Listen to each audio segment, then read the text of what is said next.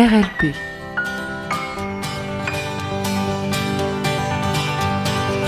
L'alternative, c'est pas malin.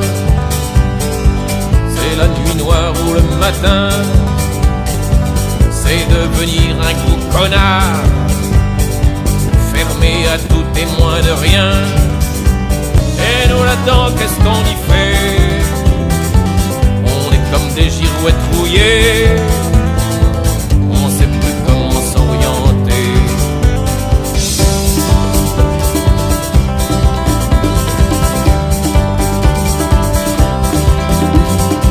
Bonjour à tous et à toutes, RLPciens et RLPciennes. Devant l'idiocratie, un espoir renaît toujours et encore, l'alternative. Bonjour, nous avons 4 invités aujourd'hui. Amélie, Elsa, Camille et Marek. J'ai bien prononcé?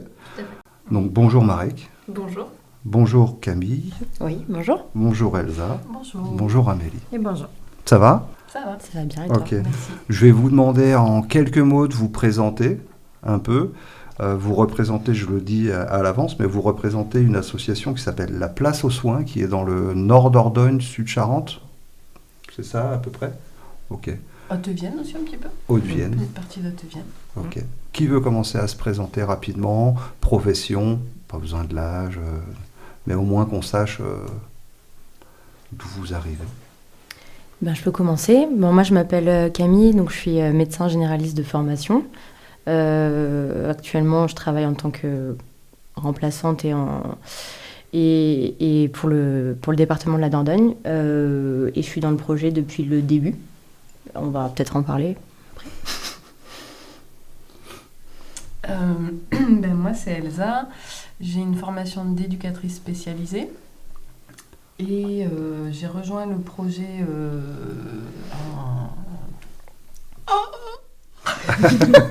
Ça va être horrible, pardon. Et donc, je suis salariée à 30% pour l'association La Place aux Soins, pour tout ce qui est coordination de projet et des actions qu'on mène, qu'on expliquera après. D'accord. Moi, c'est Amélie, je suis psychomotricienne de formation. Je suis sur le projet depuis le début avec Camille. Donc, ça fait 4 ans à peu près maintenant. Et je travaille à temps partiel pour une autre association sur Angoulême et à temps partiel pour La Place aux Soins. Moi, c'est Marik, j'ai une formation d'infirmière. J'ai rejoint le projet à ses débuts. Et je suis aussi à temps partiel je travaille aussi pour l'association à temps très partiel.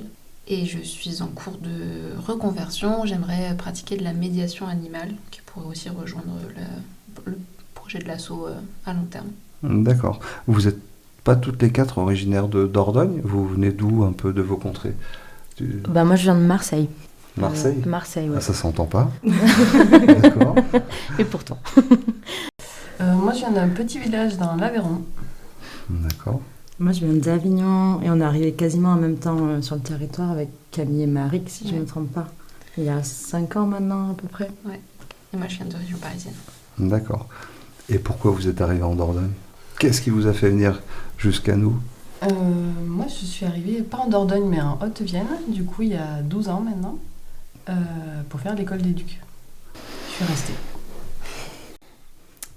Moi, pour ma part, c'est dans la période après-Covid, je dirais, pas très original. Et puis la vie, quoi. Non, je suis arrivée par le biais d'une association qui s'appelait la Commune Imaginée du Bandia, initialement pour faire du woofing. 1 mois, et je suis restée. D'accord. Ok. Pour ma part, c'est parce qu'on a trouvé on a acheté ici avec des amis. On cherchait à acheter une maison, une ferme, et on a trouvé dans le coin, et du coup, on s'est installé. Ah, vous avez acheté à plusieurs? Cool. Enfin, je sais pas, ça se trouve tout le monde s'est engueulé, il n'y a plus personne, mais bon. Les aléas de la vie. Moi, c'est un peu pareil. J'habite en collectif, on a acheté et on a atterri un peu là par hasard. D'accord. Vous avez commencé à dire, il y en a qui sont embauchés par l'asso, c'est ça? Ouais. Vous êtes salarié de l'asso? Est-ce que vous pouvez nous dire à quelle hauteur, quels sont vos rôles dans l'asso? Donc moi je suis à 30%, donc ça fait 1 jour et demi par semaine. Donc dans de la coordination de projet, donc tout ce qui est montage de projet, on travaille toutes là-dessus, hein, même les bénévoles. Et j'anime aussi des groupes de parole sur la thématique du cancer. Voilà. Puis il y a toute la partie demande de sub, voilà, aussi. Moi, je suis à 20% sur l'association. En fait, suivant les périodes, on a été bénévole pendant très longtemps. Là, on a créé ces 3 emplois depuis le mois d'octobre.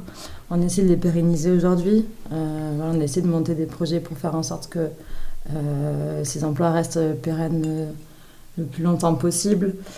On a travaillé pendant un grand moment bénévolement pour cette association-là, et c'est vrai que d'avoir des emplois, même à temps très partiel, ça nous permet de remettre de l'énergie un petit peu là sur les projets et de relancer un petit peu la dynamique de l'association. Voilà, donc moi je suis à 20%. D'accord. Et moi à 10%. 10%. Bah, c'est bien. Ça représente quoi dans la semaine, 10%? J'ai une demi-journée. D'accord. La place aux soins, c'est quoi? Expliquez-nous un petit peu, c'est quoi le projet? Ça a quelle vocation? C'est pour faire quoi? Alors, la place aux soins, je peux parler peut-être sur là où on en est actuellement, parce que c'est pas exactement la même chose que là où on part sur les origines du projet. Actuellement, on est une association qui fait des événements de sensibilisation et des formations autour de différentes thématiques de santé. Et toujours avec l'idée de santé communautaire. Alors, santé communautaire, c'est une notion qui a beaucoup été étudiée par exemple au Canada, dans des endroits comme ça. En gros, communautaire, c'est à entendre au sens d'une communauté, un territoire donné. Donc, par exemple, nous ici, en zone rurale, nous, on est plutôt sur les secteurs de Piégut, Pluviers et alentours, donc en Dordogne et Saint-Mathieu et alentours en Haute-Vienne. Et donc, c'est faire avec et par les habitants et habitantes de ce territoire donné, donc de cette communauté, avec la notion que la santé, c'est quelque chose d'un peu global, qui ne prend pas uniquement en compte, la santé physique. Nous, on a beaucoup en tête quand même les notions aussi de santé mentale, aussi de contexte social, de choses comme ça, quoi. De prendre un peu l'entièreté des personnes. Voilà. C'est ça l'idée de avec le territoire. En fait, c'est que vous faites un constat du territoire où vous intervenez et quelque part, vous activez des choses qui vont correspondre à ce territoire pour les gens. C'est ça, c'est aussi pas proposer des choses hors sol qui viendraient de nous, c'est voir quels sont les besoins des personnes sur un lieu de vie donné aussi.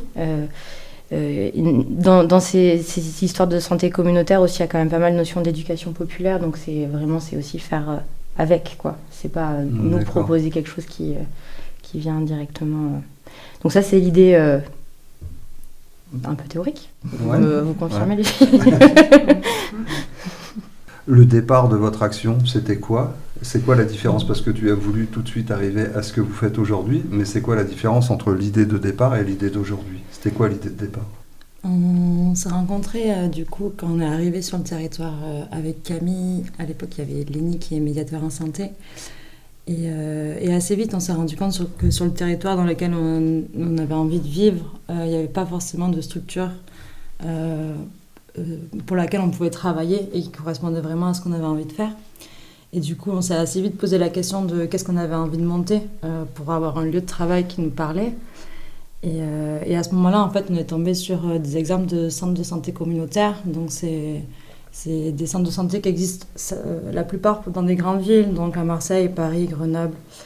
Et en fait, c'était un modèle qui nous parlait beaucoup parce qu'il y avait la notion de santé communautaire, comme l'a expliqué Camille, et aussi d'accessibilité des soins avec un tiers payant intégral. Donc, ça veut dire donner l'accès à tout le monde à des soins qui sont parfois pas remboursés par la Sécu. Avec l'idée de cette santé globale, de prendre en compte le social, le psy, et de rendre tout ça accessible à tout le monde. Et en fait, ça, c'était un peu l'idée de base, c'était de monter un centre de santé communautaire. On a travaillé dessus pendant, je pense, 1 an et demi, 2 ans, on va dire.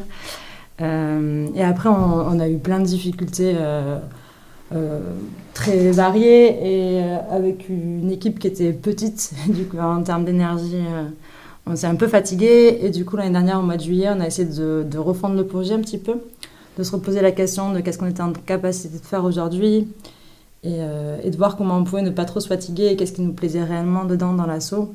Et du coup, on a abandonné un petit peu le projet de centre de santé communautaire pour garder davantage tout ce qui est prévention en santé, les événements, et voir comment on pouvait au contraire partir de petit et grossir petit à petit, à l'inverse de ce qu'on avait prévu à la base, qui était de construire un centre de santé communautaire. Et là, on fait un peu l'inverse aujourd'hui. D'accord. Et c'est quoi? C'est la réalité financière? C'est quoi? C'est la reconnaissance de ce que vous faites? C'est quoi qui vous a fait changer un peu? Je pense que c'est multifactoriel. Il y avait clairement aussi un gros problème d'effectifs en fait aussi. Ces centres de santé qui existent déjà, par exemple dans les grandes villes, Toulouse, etc. C'est quand même des grosses structures avec beaucoup de professionnels de santé différents. Médecins généralistes, il en faut quand même généralement plusieurs. Psychologues, kinés, sages-femmes et j'en passe. Voilà. Nous, on est vraiment un petit noyau quoi. Et c'était pas très simple de pérenniser le projet en fait même ne serait-ce qu'en termes de recrutement c'était pas si simple que ça dans la pratique. D'accord. Et puis ça va aussi avec un modèle économique sur mine de rien ça faut en parler quand même, mais cette histoire de tiers payant intégral fait que l'idée, c'est de faire passer la carte vitale avec les consultations des professionnels qui sont habituellement remboursés par la sécurité sociale, afin de permettre pour les usagers et usagères d'avoir accès aux autres professions habituellement non remboursées. Et nous, au sein de l'équipe, après, il y a une répartition des consultations payées par les cartes vitales, quoi. Si tu veux. D'accord. Ah, vous partagez, c'est pas des gains, mais vous partagez ce qui est rendu. Du coup, ça voulait dire recruter avec des salaires plus bas que ce qui pouvait se faire dans d'autres structures. Vous avez fait fuir tout le monde, quoi, déjà. Alors, c'est pas comme ça, mais en vrai, on habite à 1 heure de Limoges, 1 heure d'Angoulême. Donc déjà, on habite dans un lieu qui est très, très rural. Il fallait faire venir des gens en leur disant qu'on n'allait pas très bien les payer et qu'on avait un super projet. On va dire que c'était pas simple. Et c'est pas simple, même dans les grandes villes, le recrutement de médecins généralistes. À la campagne, c'est un problème aujourd'hui, que ce soit en libéral ou ailleurs. On a vraiment un gros manque de médecins généralistes. Et du coup, c'était voilà, même si on avait pu recruter, on n'aurait pas pu éponger le désert médical qui est actuellement en place. Il y a peut-être des mots aussi qui font peur. Tu vas peut-être me confirmer ou pas, Camille, mais je ne sais pas si le mot SMIC, les médecins ils le connaissent. C'est peut-être des choses qui font fuir aussi. Oui, j'imagine. Oui, c'est pas les salaires attendus habituels. Bah oui. Parce que oui, c'est un projet salarié, oui, voilà, donc c'est différent par exemple de s'installer en libéral en tant que, par exemple, que professionnel de santé, ce qui est souvent le cas dans les maisons de santé classiques, quoi. Oui, puis c'est peut-être ma représentation à moi, mais j'imagine que les médecins le font aussi pour l'argent. Je peux pas répondre à la place des médecins. Bon, toi, c'est pas ton cas apparemment. Ok. Et c'est quoi qui vous dérangeait au départ sur les structures habituelles? Vous auriez pu rentrer toutes. Vous êtes diplômés, vous êtes blindés de compétences. C'est quoi qui ne vous a pas plu dans ce qui existait déjà? Si je peux parler pour ma part, moi par exemple je suis psychomotricienne et du coup en libéral je suis pas remboursée, à part pour des cas particuliers, je suis pas remboursée par la sécurité sociale. Ah oui. Donc ça posait la question de l'accessibilité du soin. Moi j'avais un peu des problèmes éthiques entre guillemets avec ça, à me dire que c'était pas accessible ce que je pouvais proposer à tout le monde. C'est combien une séance de psychomotricienne? Ça dépend des endroits du coup, comme c'est pas remboursé, il y a quand même des variables. Ouais, mais on va dire que c'est à peu près 35-40 € la séance, mais que c'est des prises en charge qui sont généralement longues, avec au moins 150 € de bilan. Enfin voilà, c'est que ça fait quand même assez rapidement des sommes aussi pour les gens. Ah oui. En tout cas, c'était des questionnements de ce type-là qui nous ont poussé à se dire qu'on avait envie de travailler peut-être un petit peu différemment. Ok. Et puis la notion de travailler ensemble aussi, parce que même dans les modèles de maison de santé en libéral classique, c'est vrai que souvent il y a cette notion de pluridisciplinarité, mais le le modèle fait que, en fait, c'est souvent difficile de se croiser ou de juste discuter des personnes, des prises en soin ensemble, quoi, en tant que professionnels, quoi. Donc là, il y avait quand même un gros projet aussi de temps de réunion hebdomadaire pour un peu analyse de pratique, quoi, quand même. Enfin, c'était quand même dans nos valeurs aussi, quoi. Tu veux dire que c'est pas vraiment réel, les médecins qui se mettent en lien entre eux pour accompagner une personne, c'est pas vraiment réel? Je veux pas dire que c'est pas vraiment réel, mais en tout cas, objectivement, il y a un manque de temps dans ce genre de structure. Il y a beaucoup de... D'accord. Il y a un manque de temps. C'est que là, juste oui, pour rebondir, dans l'idée du centre de santé communautaire, c'était vraiment de travailler, qu'il y ait des temps dédiés, des temps d'équipe en fait pluridisciplinaires et que. D'accord. Et en préparant l'émission, c'est quoi la différence qu'il y a entre un centre de santé communautaire comme vous souhaitez le faire et une maison de santé? C'est quoi la différence? C'est un peu ce qu'on a évoqué sur le salariat déjà. En centre de santé communautaire, on est salarié d'une association ou de n'importe quelle structure. Et du coup, comme on expliquait tout à l'heure, l'argent est réparti sur les salariés pour pouvoir permettre l'accès aux soins à tout le monde, même des professionnels non remboursés. Alors qu'une maison de santé, c'est vraiment du libéral, quoi. Chacun s'installe dans son bureau en libéral, on travaille dans un lieu commun, mais il n'y a pas comme on disait aussi là, il n'y a pas l'aspect travailler ensemble. Oui, ils louent dans une maison de santé, ils louent l'endroit et ils consomment l'endroit, enfin ils utilisent l'endroit, pardon. On va mettre des bémols là-dessus, il y a des projets de santé qui sont faits, etc., même au sein des maisons de santé, mais voilà, là c'était peut-être un peu plus présent ce qu'on nous on imaginait, quoi, un peu plus central. Vous teniez vraiment à se travailler ensemble autour pour rejoindre l'aspect santé globale, psychosociale, physique, et pour prendre la personne en globalité et pas juste prendre un mot de... Ouais. Ah ouais, ça c'est super intéressant. Enfin, moi je pensais que c'était déjà le cas, je vous le dis. Je consomme peu les médecins, mais j'y vais de temps en temps. Je pensais que c'était déjà le cas, qu'ils bossaient ensemble, qu'ils discutaient. Allô, tiens, il y a tel truc à faire. Donc la prochaine fois que j'irai voir ma kiné pour le genou, je vais quand même lui demander si elle a déjà eu mon médecin au téléphone, parce que je me rends compte que c'est peut-être pas forcément le cas. Ok. Oui, après ça dépend, on ne veut pas taper sur les... Non, c'est moi qui le fais. C'est moi, je suis Luc, c'est moi qui tape sur... Ça dépend des individualités. Oui, on insiste vraiment sur le fait aussi que c'est un modèle où il y a un manque de temps et de... Voilà, Oui, c'est pas par manque de volonté des professionnels. Voilà, oui, vraiment pas. C'est le système qui ne fonctionne pas très bien, quoi. Ouais. Et ça pourrait fonctionner mieux comment, si on allouait... une notion de temps, si on leur disait t'as une consultation, t'as 10% de cette consultation, c'est pour faire du lien avec d'autres professions médicales. S'il y avait peut-être moins de déserts médicaux et ouais, c'est vrai.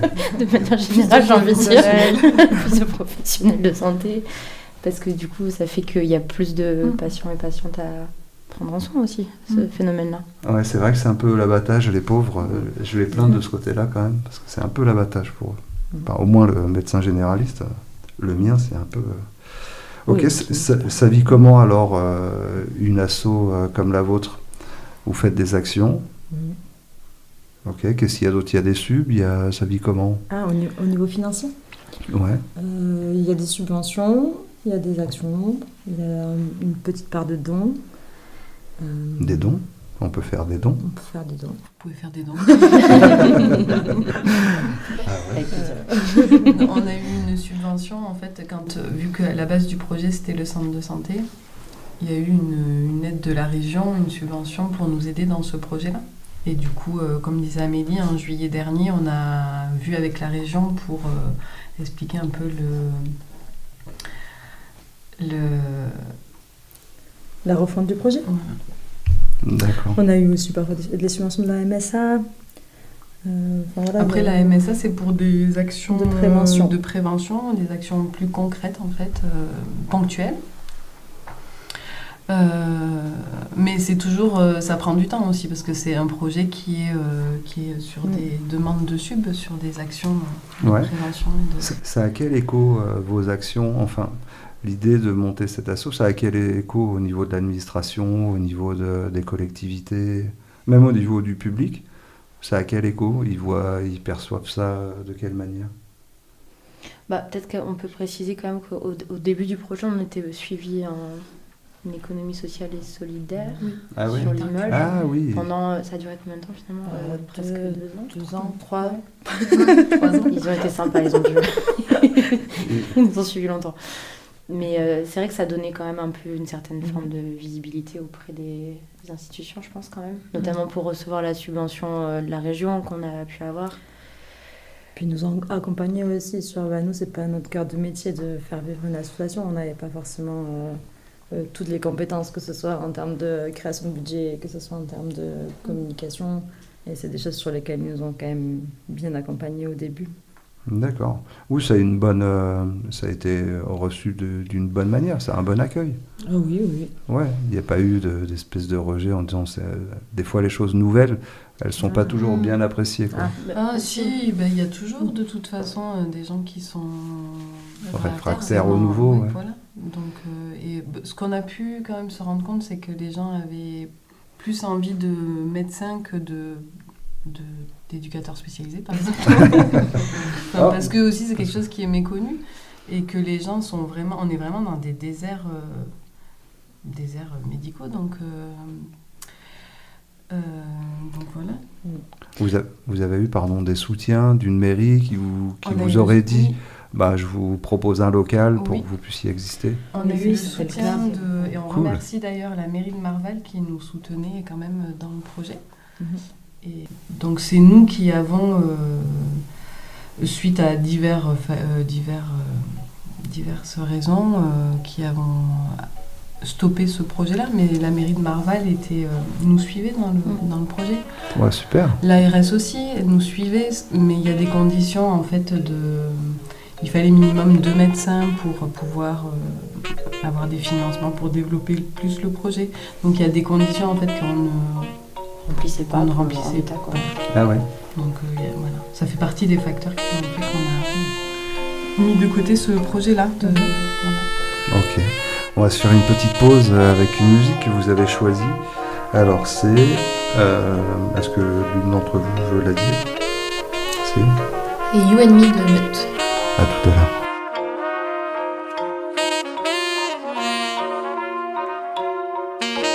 RLP Radio Libre en Périgord.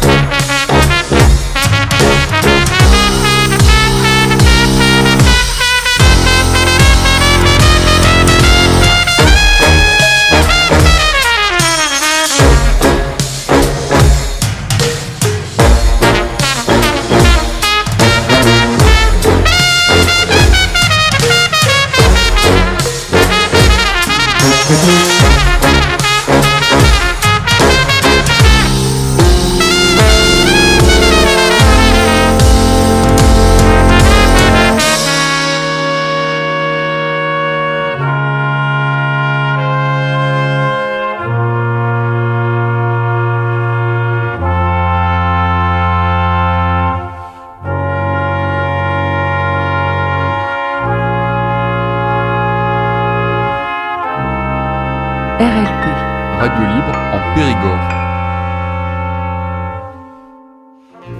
De retour sur RLP avec nos 4 invités de la place aux soins. Alors on va rentrer un petit peu plus dans, bien que c'était concret ce que vous avez dit auparavant, mais moi je suis intéressé un peu par la sociologie du public. Quelle est la sociologie du public? Alors c'est assez large, hein, pathologie, âge, genre, profession, quel milieu social, voilà. Est-ce que vous avez une lecture un peu de... Le public visé, hein, tu veux dire, hein, du coup, ouais. On parle de projet. Encore une fois, il y a cette idée de communautaire, quoi, donc un territoire donné, donc ce qu'on a un peu cité déjà, c'est avant tout une zone géographique aussi. Et après, ça s'adresse centré autour de Piégut-Pluviers en Dordogne et Marval en Haute-Vienne. Et après, en fait, ça s'adresse à peu près à tout le monde, quoi. Ouais. Il n'y a pas vraiment de limite d'âge, théoriquement. Oui, pardon. Mais dans l'idée, les personnes que vous avez eues pour le moment...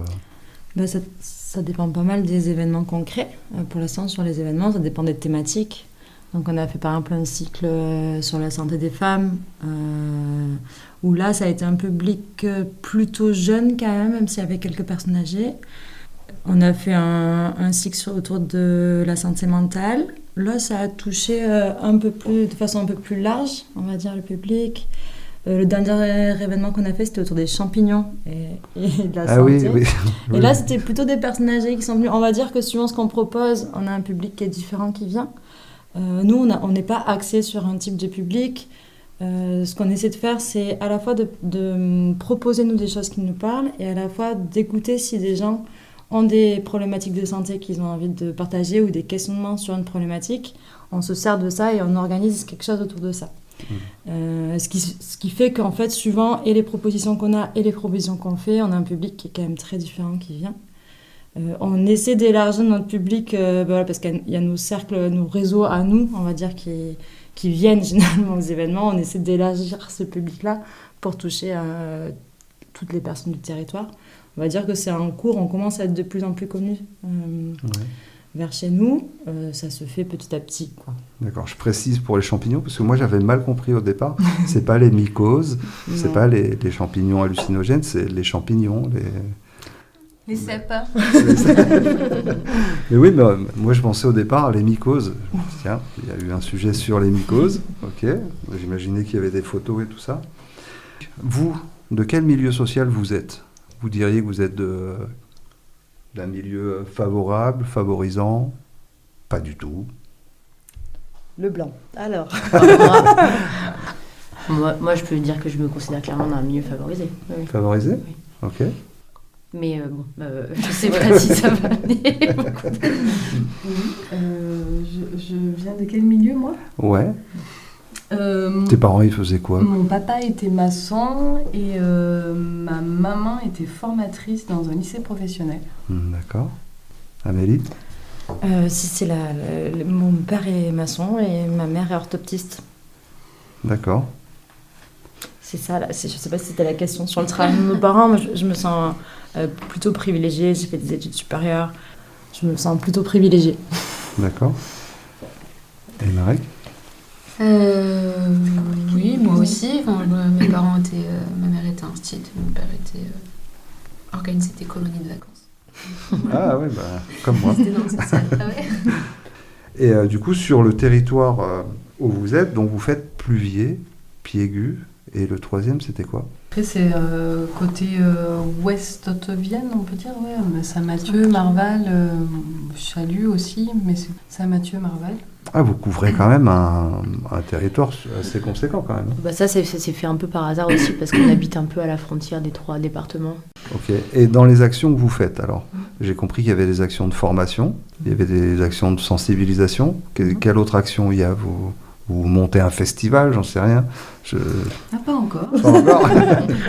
Et pourquoi pas? Si on reprend les formations, là il y a eu une formation, on avait déjà fait l'an dernier, puis là on refait venir des formateurs pour faire une formation, un premier secours en santé mentale.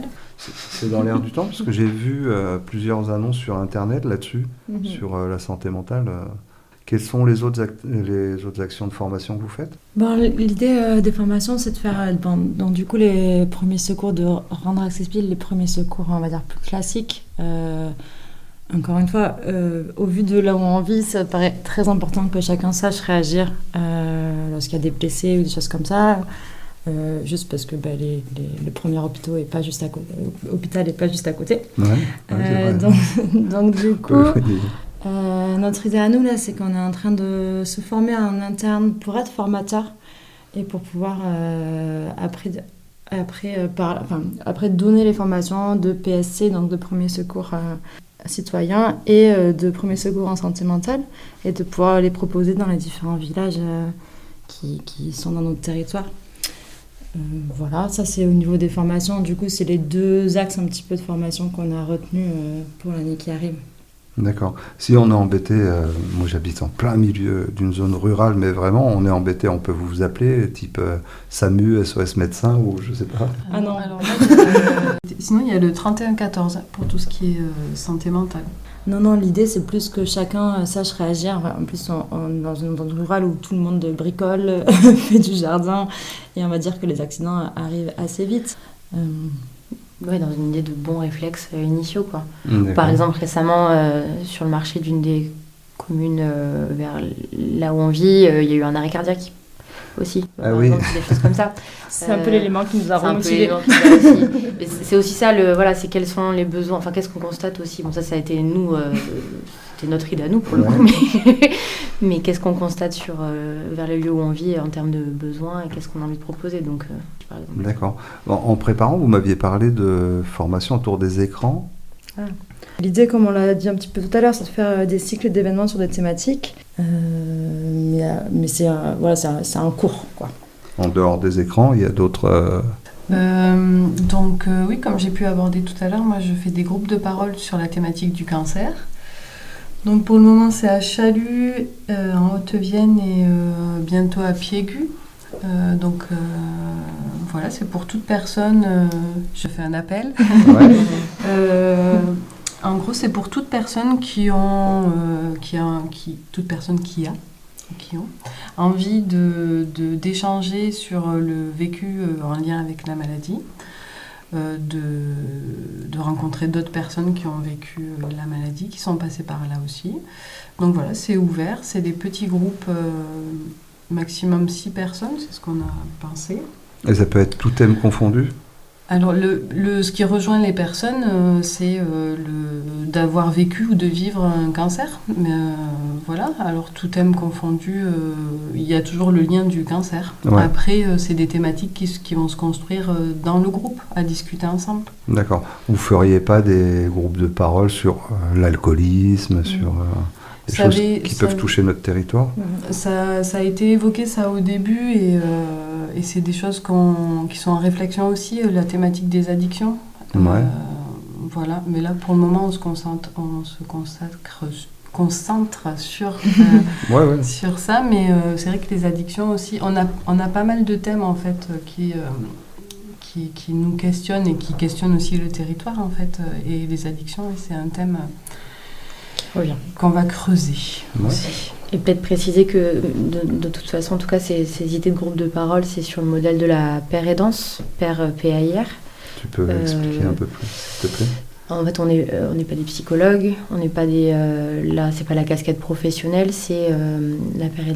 Comment À la pérédance, en fait, oui. Alors, en gros, c'est le fait d'être passé par une maladie et du coup, avec cette casquette de malade ou d'ancien malade, de proposer des espaces de discussion ou autre. Mais il y a le fait d'être passé par la maladie. Donc, il y a de la pérédance. Une association qui est connue, c'est AIDS, qui fait aussi de la pérédance avec le sida, les personnes qui ont été... Il y a dans la santé mentale aussi, il y a de la pérédance. Et c'est peu connu, peut-être en France, ça arrive, mais voilà, c'est quelque chose qui se développe et c'est dans cette idée-là. L'idée, c'est de se dire que quand le vécu compte et que quand on traverse quelque chose, on a des compétences au vu de ce qu'on a traversé et de ce qu'on a vécu, et que c'est des éléments qui sont à prendre en compte. En fait, on a des connaissances, des compétences par notre propre vécu, et que c'est pas parce qu'on n'est pas professionnel d'une situation qu'on n'a pas de compétences là-dedans.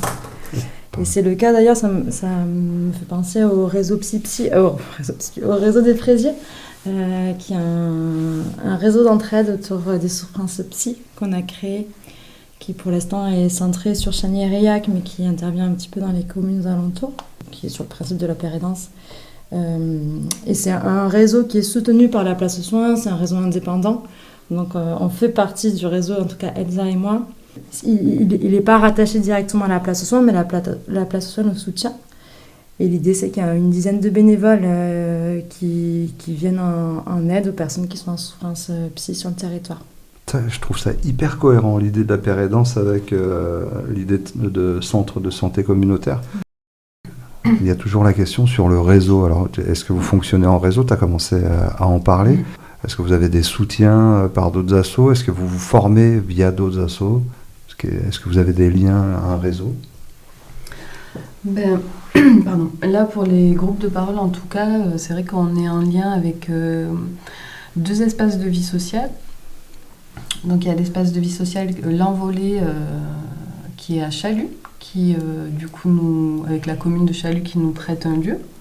Et sinon, il y a à Piégu, il y a le VIM, avec lequel... Le VIM, c'est l'espace de vie sociale de Piégu, avec lequel on réseaute. J'ai pas l'autre mot.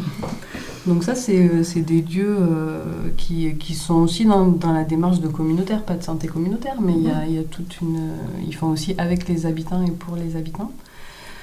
Ensuite, on est en lien avec des professionnels de santé et psy aussi de Piégu et alentours.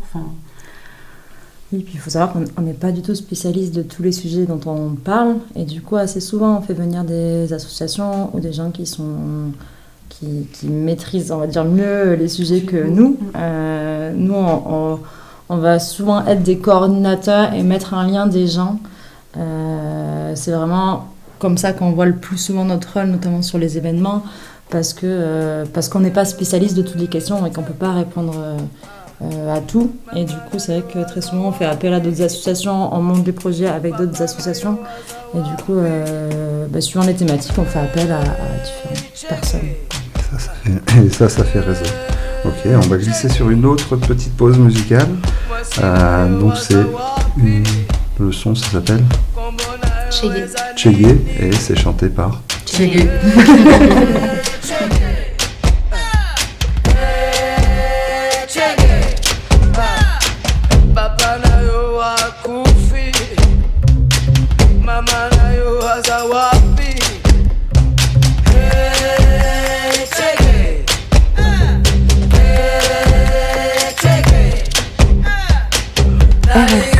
Radio libre en Périgord.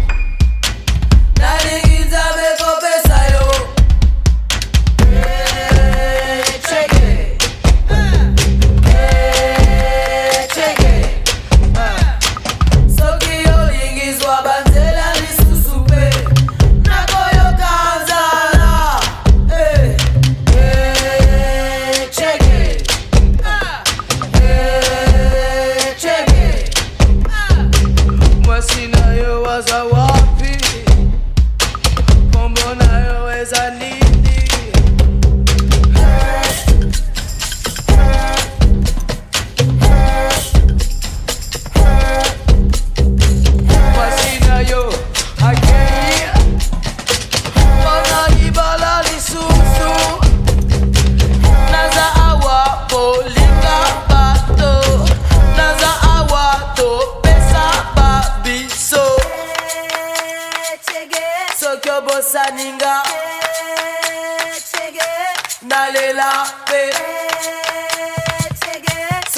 saninga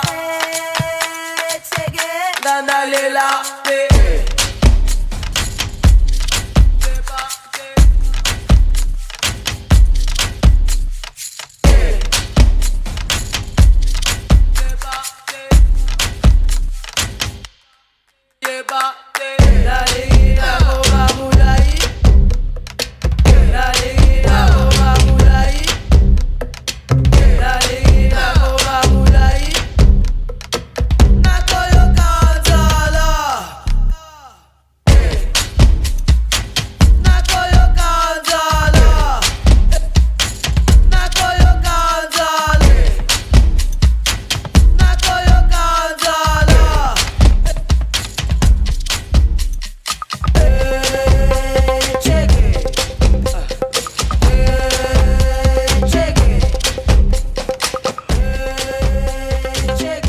RLP, Radio Libre en Périgord. De retour avec nos 4 invités, la place aux soins. On va revenir un peu sur vos actions. J'ai une question sur le réseau des fraisiers. C'est quoi exactement? J'ai pas tout compris. Et aussi, vous m'aviez parlé en préparant l'émission, Psy sur la montagne. Qu'est-ce que c'est? En fait, c'est le réseau des fraisiers est inspiré du réseau Psy de la montagne Limousine. Alors, c'est quoi l'un et l'autre? Qu'est-ce qu'ils font? Nous, actuellement, là, il y a une petite dizaine de bénévoles actifs. Et l'idée, c'est, voilà, on nous appelle parce qu'il y a une personne qui va pas bien. Et un binôme de bénévoles va la voir et essaie d'activer un petit peu son réseau, donc le réseau de la personne. On n'est pas du thérapeutique, on ne vient pas prendre la place des psychologues ou des choses comme ça, mais on vient plutôt agir sur du quotidien.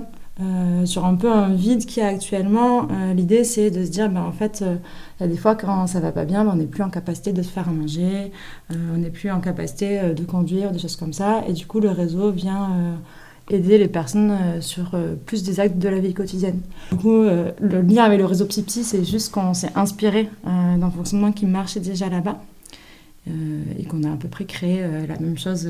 Peut-être rebondir, mais je trouve ça peut-être important de faire le relais, mais pas faire à la place d'eux s'il y a besoin de ne pas se substituer, tu vois. Je pense que c'est important à préciser peut-être. Ça serait quoi la place aux soins dans sa forme parfaite? Si vous deviez idéaliser votre action, qu'est-ce qu'il y aurait en plus? Autant à la base, on avait un projet qui était très idéalisé, très idéaliste. Et on s'est un peu cassé le nez dessus, on va dire, dans le sens où on s'est un peu fatigué avec ces grandes idées. Et là, l'idée, c'est de faire dans l'autre sens. On est reparti de la base et on reconstruit petit à petit avec des nouvelles idées. Et il y a plein de choses qui sont en cours, qui se lancent et qu'on espère pérenniser. Et on verra où ça nous mène, on va dire, dans les années qui arrivent. D'accord. Et puis, en fait, on verra bien aussi... en fait, en se faisant connaître de plus en plus, si ça apprend aussi, en fait, localement de plus en plus, et s'il y a de l'énergie pour mettre autre chose plus tard, on verra bien, ça on ne sait pas. Donc oui, on fait avec nos compétences et notre temps disponible à chacune. Après, s'il y a des gens qui veulent nous rejoindre, peut-être que ça remettrait aussi des nouvelles énergies. Ah ben vas-y, si tu veux lancer un appel, allez-y, de quoi vous auriez besoin? Autant personne, temps, je sais pas, matériel... argent, parce que j'ai compris que les dons, c'était quelque chose que vous acceptez. On a besoin de mécènes. C'est sûr que l'argent, on va pas non plus... cracher dessus. Enfin, c'est comme tout, quoi. Pour faire des actions, il y a quand même besoin d'argent de temps en temps. Après, on a besoin aussi de personnes, enfin, toute bonne volonté, surtout, donc il y a le réseau des fraisiers qui est un réseau ouvert aussi aux bénévoles. Donc voilà, on a besoin de ce que vous voulez. Je sais pas, matériellement, vous pourriez avoir besoin d'un véhicule pour vous déplacer, vous pourriez avoir besoin de, tu disais vaisselle, mais tu vois, quand vous allez aider les gens ou à interpeller leur réseau, il y a peut-être du matériel dont vous auriez besoin. Vous avez vu qu'à chaque fois ça manque. Voilà, tout de suite, à part peut-être des mannequins pour nos formations, nos premiers secours. Bah oui, ça peut être ça. C'est déjà... Du matériel de secours. Bah ouais, vu qu'on veut... on veut ensuite bientôt En tout cas, Camille va se former pour être formatrice pour les premiers secours. On va avoir besoin de ce genre de matériel qui pourrait nous aider, qui coûte un petit peu d'argent quand même. Ok.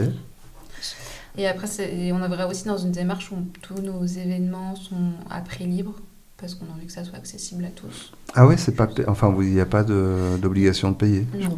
On peut aller... Ouais. Et l'objectif, c'est de maintenir ça, mais du coup, on a besoin d'argent ailleurs qu'en faisant payer les événements. Mais ça nous tient à cœur de garder cette ligne directrice, quoi. Pourquoi ? Pour laisser le droit à l'accès à l'information ? Oui. Un peu avec la même idée que le centre de santé initial, quoi. L'accès. Il faut que les gens aient pas de difficultés. Il ne faut pas que l'argent soit un frein à l'éducation, à la sensibilisation ou à l'accès à la santé. D'accord. D'ailleurs, par ailleurs, je ne vous ai pas posé la question, mais vous travaillez à côté de l'action avec l'association ? Ouais, vous pouvez nous en dire 2-3 mots ? Moi, là, tout de suite, non. Je travaille à temps partiel au laboratoire à côté de chez nous, mais j'ai pas de poste fixe. D'accord. Moi, je travaille à temps partiel pour une association à Angoulême. Ok. Non. Et moi, je fais des remplacements en médecine générale. Ok. Oui, parce qu'il faut du temps quand même. Je comprends que vous ayez des temps partiels à droite, à gauche. Dans votre fonctionnement à vous, entre vous en interne dans l'asso, vous fonctionnez comment ? Il y a des statuts, il y a des... comment se passe la gouvernance ? Alors, peut-être que pour accueillir de nouvelles personnes, il faudrait qu'elle soit plus claire. Aujourd'hui, ça fait 4-5 ans qu'on se connaît très bien et on va dire qu'on est aussi amis. Et du coup, c'est un peu flou sur nos modèles de gouvernance. Mais on a une collégiale... une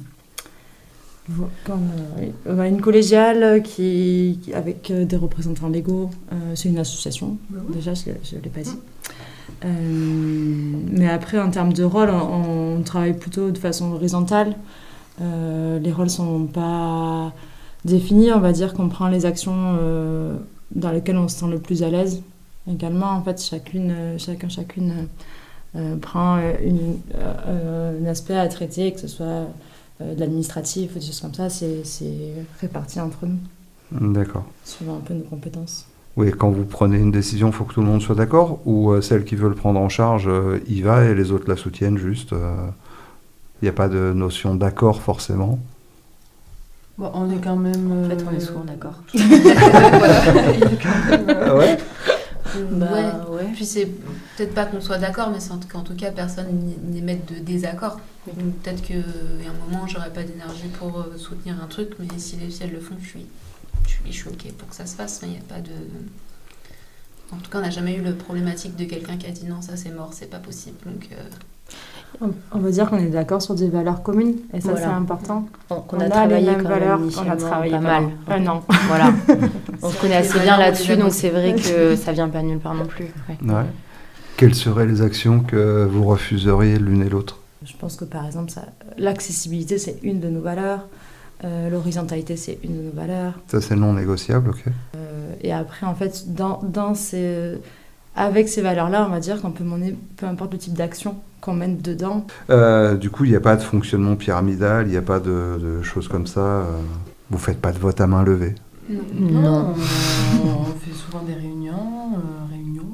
On discute, on échange. Non, on ne fait pas de vote à main levée. C'est quoi les prochaines actions que vous allez faire là ? On va dire dans les 6 mois qui arrivent. Il n'y a pas de festival, j'ai compris. Et ben du coup, il y a ce projet de thématique autour des écrans. On a une psychiatre aussi qui nous a contactés pour discuter des écrans aussi, et l'impact que ça peut avoir sur les jeunes, notamment, par exemple. Donc ça, c'est les projets des prochains événements. Et peut-être que Elsa, tu peux parler aussi du projet de photos. Cool. L'idée, c'est de proposer à des personnes qui ont envie et qui ont besoin de faire des photos, n'importe quelle photo, selon la personne et selon l'envie du moment, mais toujours des personnes qui ont ou qui ont eu un cancer. Il y a plusieurs... Après, les personnes y mettent ce qu'elles veulent derrière. Soit c'est pour se réapproprier son corps, soit c'est pour sensibiliser sur le combat qui a été mené, soit c'est pour sensibiliser sur l'âge, soit sur le cancer. Enfin, l'idée, c'est vraiment que chaque personne y mette ce qu'elle veut derrière. Et l'idée, c'est que cette expo soit pas forcément dans des lieux de soins après, mais plutôt dans des lieux publics, entre guillemets, cafés associatifs ou autres. Donc ça, c'est peut-être un appel aussi qu'on peut faire. C'est déjà, s'il y a des personnes qui sont intéressées pour être photographiées, et aussi des lieux d'exposition potentiels, n'hésitez pas à nous contacter. Un photographe peut-être ? Alors, on a déjà une photographe qui s'appelle Tess et une maquilleuse qui s'appelle Amélie et qu'on remercie, qui font ça bénévolement avec nous et qui sont à fond dans ce projet-là. Donc ça, c'est vraiment chouette. Donc on a déjà l'équipe, on a quelques personnes aussi, mais c'est encore ouvert, hein, il n'y a pas de... on n'est pas fermé. On est très ouvert. Donc voilà, c'est en termes les expos sont prévues pour été 2026 et du coup on a encore 6 mois devant nous pour recruter des gens qui ont envie d'être photographiés. Et trouver des lieux. Vous avez déjà des lieux ? On n'a pas encore de lieu d'exposition. D'accord. Et vous cherchez quoi ? Plutôt des mairies, des centres médicaux, Et non, donc pas forcément des lieux de soins, comme je disais. Ouais. Mais ça peut être mairie, lieux associatifs. On n'est pas café asso, on n'est pas fermé non plus. Mais toujours dans notre territoire aussi, c'est vrai qu'on...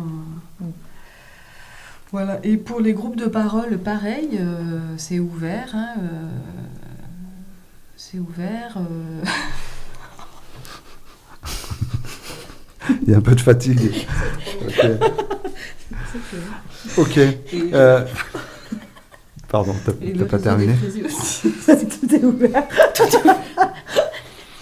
Et le psy sur la montagne, je pense qu'ils ont vraiment bien trouvé leur nom. Ok. Une asso comme la vôtre, avec ce que vous proposez, quel impact ça aurait sur la société ? Est-ce que ça ferait bouger les lignes des autres choses médicales qui fonctionnent déjà ? Est-ce que ça ferait bouger les lignes de la population ? Quel impact ça pourrait avoir sur la société ? Après, toute chose a un impact, je dirais. Quel impact Vas-y, reprends-le. Soufflez, tranquille. C'était pas mal. C'était une introduction. En tout cas, il y a quand même une forme d'humilité de notre part, assez forte. Je pense qu'on peut quand même commencer par ça. Après, nous, on essaye d'amener à notre petit niveau un petit plus sur notre petit territoire. Mais est-ce que l'idée de communautaire, ça pourrait faire naître un peu des idées, de l'information ? Moi, c'est une idée que je trouve hyper intéressante, le fait de faire de la santé communautaire. En tout cas, nous, on n'invente rien, c'est des modèles qui existent déjà. Et c'est pas nouveau en plus. Hein. Par exemple, pour le plus vieux, si on reprend les centres de santé communautaires, celui de Toulouse, par exemple, c'était le premier ouvert en France, et il a au moins une bonne dizaine d'années, je dirais. Ouais. Et ça va pas très fort, apparemment. Mais pour tous les centres de santé de manière générale, quoi, même dans les grandes villes. Donc je ne sais pas si c'est un modèle qui se pérennise tant que ça. Il y a des petites victoires. Je crois qu'il y a un centre de santé communautaire sur ce modèle-là qui a ouvert en zone rurale, vers les Alpes de Haute-Provence. Mais voilà, est-ce que ça se diffuse à large échelle ? Je ne suis pas certaine. Ouais, moi, personnellement, c'est la première fois que j'entendais ce terme, ce propos de santé communautaire. Je pense qu'en tout cas, en termes d'ambition, on ne se dit pas qu'avec ce projet, on va changer la société. Voilà, j'ai l'impression qu'on essaie de faire ce qu'on peut à notre petite échelle et en fait, que c'est déjà pas rien. C'est vrai. On n'a pas d'ambition. On n'a aucune ambition. Ça, encore rien. On n'a aucune ambition, c'est sûr. Tu vis au jour le jour. Oui, mais c'est notre philosophie. Ok, dernière partie. On arrive dans la dernière ligne droite de l'émission. Vos contacts, comment on fait pour vous contacter ? Est-ce qu'il y a la place de proposer des nouvelles actions si on vient vous voir ? Comment on fait pour rentrer dans votre groupe ?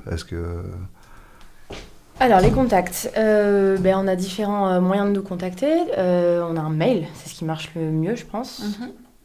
Donc, qui est la place aux soins. Au pluriel. @mailo, mailo.com. Voilà. On a depuis peu Instagram, parce qu'on est en 2025. Je rigole. Instagram et Facebook qui sont en cours de... Ensuite, nous, on propose une newsletter. Du coup, il y a plein de gens qui sont inscrits aux newsletters, ou adhérents ou non adhérents. Du coup, on envoie les nouvelles tous les 3 par trimestre environ. D'accord. Comment on fait pour adhérer, d'ailleurs ? Il faut nous contacter par mail. Par mail, et puis... D'accord. C'est une adhésion prix libre, quoi, après. Et puis... Comme le reste, c'est à prix libre. Et du coup, je reviens sur la question. Est-ce que, quand on rentre dans le groupe, est-ce qu'on peut proposer des choses ?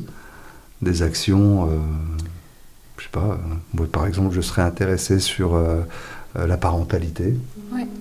Oui, c'est tout à fait le truc de communautaire, c'est qu'il y a plein d'événements qui ont été créés à partir de propositions de personnes du territoire. Donc oui, ça peut être demandé par mail ou lors d'événements.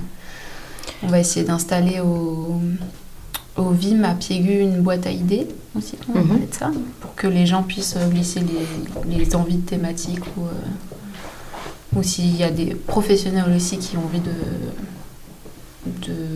proposer un sujet ou de nous accompagner sur un événement. D'accord.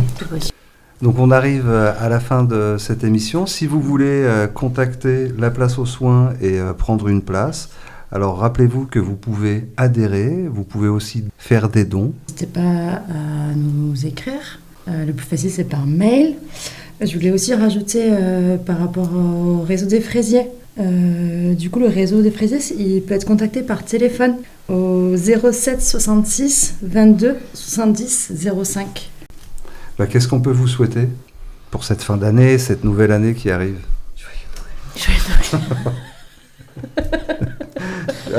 Je ne peux, alors vraiment j'en suis désolé, mais je ne peux que me tromper à chaque fois. Je ne sais pas sur quel pied danser. C'est vrai. Eh bien, de durée déjà, peut-être. Je sais pas. Ouais. Non, et puis en vrai, c'est vrai qu'on a de la chance sur l'association de s'entendre très bien et d'avoir plein de projets qui nous parlent et que ça puisse continuer dans cette ambiance aussi, qui est quand même assez chouette pour nous. Ça fait une belle expérience de vie. Merci à toutes les 4 d'être venues. Merci aux auditeurs et aux auditrices de nous écouter de plus en plus nombreux. Merci Radio Libre en Périgord. Et bonne continuation à vous. Au revoir. Merci. L'alternative, c'est pas malin. C'est la nuit noire ou le matin. C'est devenir un gros connard, fermé à tout témoin de rien. Et nous là-dedans, qu'est-ce qu'on y fait? On est comme des girouettes rouillées.